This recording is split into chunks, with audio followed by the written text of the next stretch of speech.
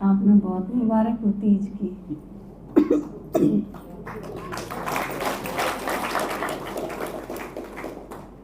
सब मजेदार त्योहार के रूप में तीज मनाई जा रहा है ना। तीजा वर्गे काल तो बोल के हम सेवा पर जा रहे थे तो सीता माता बोली, बोले आज तो तीजा वर्गा दिन था दीदी। मैं कहा आज तो तीजा थी। तीजा वर्गा के तो अपना तो सारा संगम युग तीज जैसा है, क्योंकि तीज का सही मीनिंग ये है अतीन्द्रिय सुख में जब रवा। अतीन्द्रिय सुख की यादगार तीज है, क्योंकि सुख यूं तो बहुत सारे प्रकार का हुआ है। आप खाओ तो भी सुख हुआ ना, अपना मनपसंद कपड़ा पहना तो भी सुख हुआ, मेकअप बढ़िया कर लो तो भी सुख हुआ, कोई चीज अच्छी सुना तो भी सुख हुआ, अपना मनपसंद म्यूजिक या जैसे मूवी देख ले, कोई नाटक देख ले तो वो भी, क्योंकि सिनेमा घर में जाओ हैं लोग तो इसका मतलब देखने खातर, इसका मतलब देखने तो सुख मिला है। तो ये सारे हुए इंद्रिक सुख जो हम इंद्रियां तलेवा, आँख ते देखने का लिया, कान ते सुनन का लिया, स्किन ते स्पर्श का लिया, तो ये सारे सुख हैं जिनमें शरीर की जरूरत पड़े। लेकिन एक सुख ऐसा है जिस तरह आप याद करो, अपना बचपन याद करो, भाई बहन ने अपनी शादी याद करो, अपने दोस्त सहेलियां याद करो, तो वो जो एक मोमेंट है जो याद करो आप, उसमें आपने खाया नहीं, पिया नहीं, पैरा नहीं, स्पर्श नहीं करा, देखा नहीं, सुना नहीं, कुछ नहीं करा। इसका मतलब आपके शरीर की किते भी जरूरत नहीं पड़ी इसमें। आप आड़े बैठे हो, आड़े बैठे बैठे आप अपने कोई भी लाइफ के वो मोमेंट याद करो जिसमें आप बहुत खुश थे। आप वह चीज याद करोगे तो आप भी खुश हो जाओगे। तो वो जो सुख है वो अतीन्द्रिय सुख है, याद का सुख जिसने कह सकते। इब आप सारे एक बार आंख बंद करो, और ज्यादा टमक टमक देखो और हो, आंख बंद करो, क्योंकि कई बार जब यह चीज कही जाए तो और ज्यादा चूड़ी करके देखा और जावे। तो आप सारे अपनी आंख बंद करो, कर ली। इब आप सोचो जब आप पहली बार डायमंड हॉल में बाबा के सामने थे,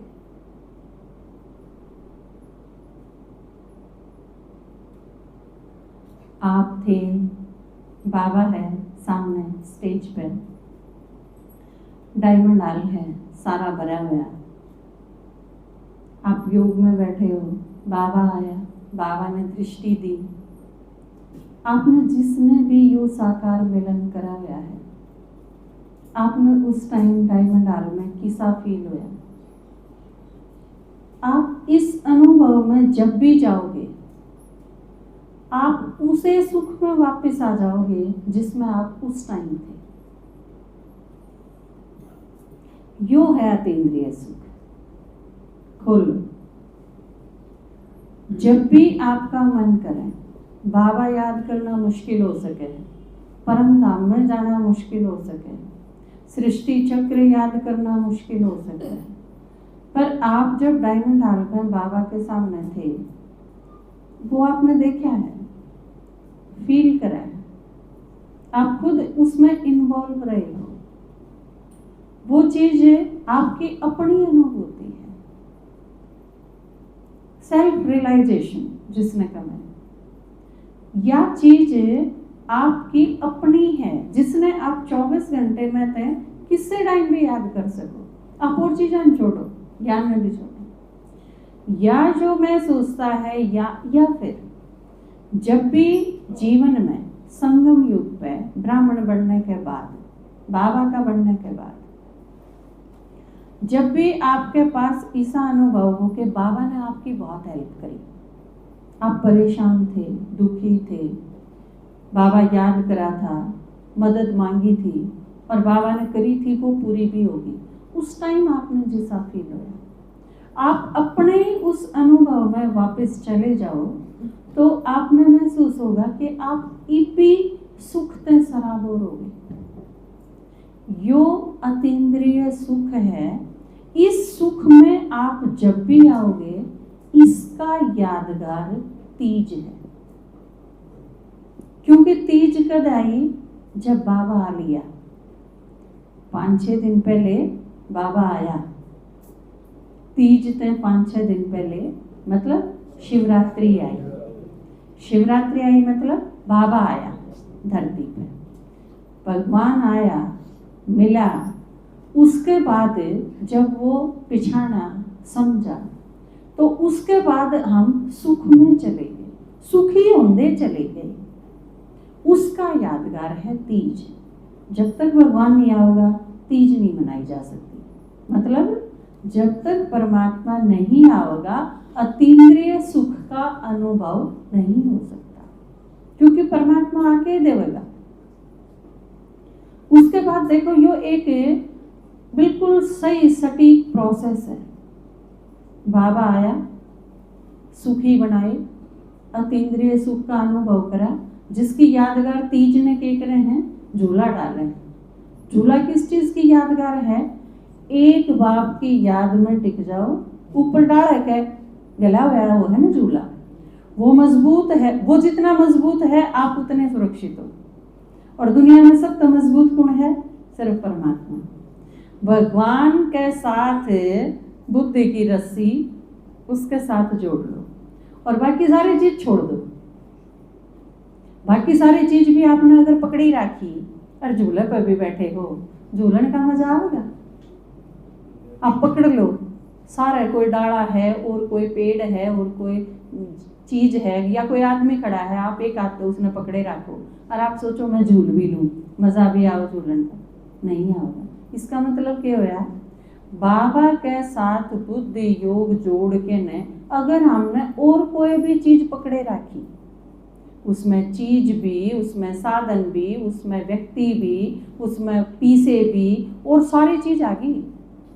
बाकी अगर कोई भी चीज आपने पकड़ी रखी और आप बाबा ने भी याद करो हो तो झूलन का मजा नहीं आएगा। बाकी सारी चीज छोड़ दो, कति खाली होके बैठ जाओ बस ऊपर, फिर मजा आएगा झूलन का। यह एक चीज है सिखाने की, एक बाप दूसरा ना कोई तो अतीन्द्रिय सुख का अनुभव होगा। और इसकी यादगार बहुत अच्छा झूला बनाया है तीज पे। सारी मीठी चीज बनाओगे, वो चाहे गुलगुले हो, चाहे सुआड़ी हो, चाहे शक्करपारे हो, चाहे सेवैयाँ हो, चाहे खीर हो, चाहे पूड़े हो, जितनी भी चीज बने हैं तीज में, क्योंकि वो मीठा बाबा आके के करे है, सारी मिठास गोल दे। इस त्योहार में सारा मीठा ही मीठा। ये जो पकोड़े ये और जो चीज है ना, ये बाद में शामिल करी हुई चीज है, नहीं तो इस त्योहार पर सारी मीठी चीज बनाने का रिवाज है। और देखो उसके बाद क्या होगा? बाबा आया, हम सारे सुखी कर दिए, भगवान मिल दिए, एक बार सुखी हो जावा हम, मौज होगी, ठाठ होगी, न्याल होगी, ये सारे शब्द होंगे। उसके बाद क्या है? रक्षाबंधन। रक्षाबंधन किस चीज की यादगार है? धारणाएं की यादगार है रक्षाबंधन, क्योंकि रक्षाबंधन में परहेजों है। रक्षाबंधन है पवित्रता का, प्योरिटी, जो कि बाबा के कवे है संगम युग का आधार है।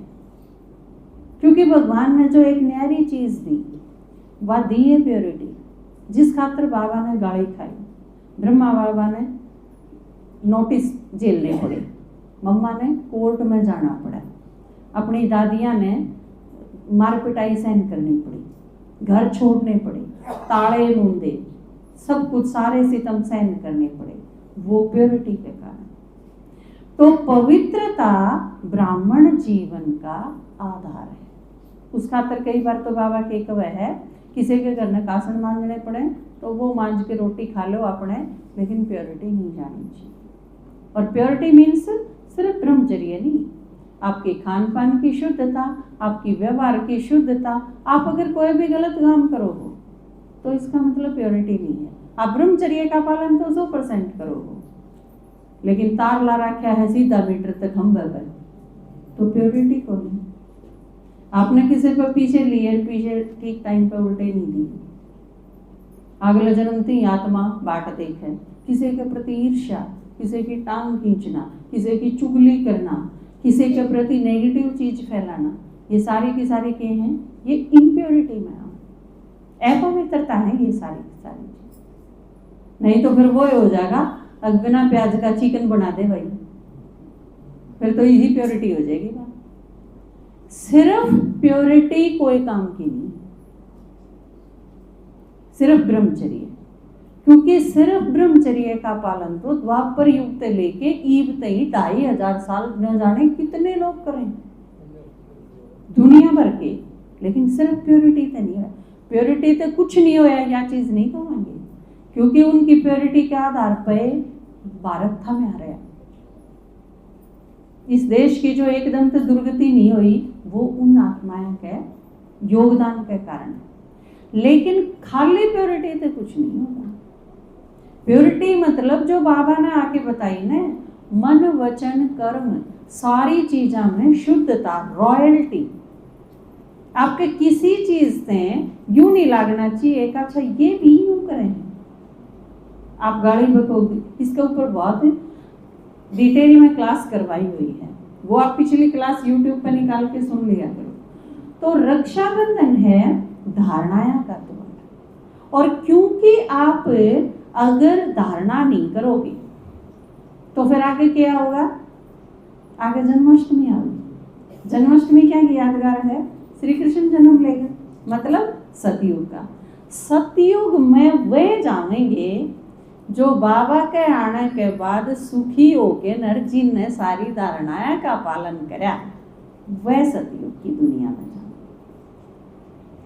जन्माष्टमी खातिर रक्षाबंधन जरूरी, मतलब क्या है इस चीज का? स्वर्ग में जान खातिर, श्री कृष्ण के साथ आने खातिर हमने पूरी तरह ब्राह्मण जीवन की धारणाएं का पालन करना पड़ेगा। अगर सतयुग में जाना है तो आपने राजा बनना है, फिर आगे पद की बात। आपने अगर राजा बनना है तो फिर प्रजा तैयार करनी पड़ेगी, प्रजाएं बनना है तो फिर खुद इतना तैयार होना पड़ेगा। क्योंकि एक सतयुग में अगर नौकर भी बनना है तो उस खातिर बहुत सारे गुण होने चाहिए। आप अपने घर में अगर किसी ने रखोगे काम करने खातिर, तो आप कितनी चीज़ों का ध्यान रखोगे? उसमें चोरी की आदत नहीं है, उसमें चुगली की आदत नहीं है, उसमें गोरा के घर में बैठ के न बात मारने की आदत नहीं। कितनी सारी चीज़ देखा है आप। मीन में काटने की आदत नहीं है, दूसरे की बात सुनने की आदत तो नहीं। ये सारी चीज़ देखा है ना आप, देखा है ना। कलयुग में अपने घर ने काम वाली राखन खातर कितनी सारी चीज़ देखा है आप। सतयुग में जो अपने घर ने दास दासी रखेगा उस सिलेक्शन में आना कितनी बड़ी बात है। अगर राजा नहीं बनना तो की बात है ये, तो भी उसमें कितने सारे गुण होने चाहिए जब वो रखा जाए। और अगर राजमहल में किसी ने अगर श्री कृष्ण राखण खातिर कोई दासी चाहिए तो उसमें कितनी विशेषता होगी उसकी माँ महारानी कितनी सारी चीज देखेगी, भाई उस दासी में क्या चीज होनी चाहिए जो मेरे बालक ने रखेगी। सतयुग का पहला प्रिंस होगा और उसकी माँ तो भी फालतू दासी के पास रहेगा, लेकिन उसका सिलेक्शन कितना हार्ड होगा। ये प्रधानमंत्री के घर में जो लोग काम करते होंगे उनका सिलेक्शन आम थोड़ी होगा। उसका नाई भी विशेष होगा, उसका चपड़ासी भी विशेष होगा, उसका चौकीदार भी विशेष होगा, सारी चीजें बहुत विशेष होंगी। तो सतयुग में जाना अपने आप में आप सोच के देखो, 800 करोड़ आदमियों में थे 9 लाख का सिलेक्शन, बहुत मायने रखे हैं। आईएएस वर्ग का सिलेक्शन है तो 800 करोड़ में थे, बहुत बने हुए 800 करोड़, उनमें थे 9 लाख के कम है आना। फिर उस 9 लाख में आपने अपना पद निश्चित करना कि किसने की बनना। तो यो एक भक्ति वाले खातर भी आप धन्यवाद करांगे, उनका थैंक्स करांगे कि उन्हें इतनी अच्छी तरह से इस सीक्वेंस में ये सारे त्योहार बनाए हैं कि भारताला खातर तो कि मैं मुश्किल है कौन, लेकिन ये सारा खुला है जब बाबा आके समझा।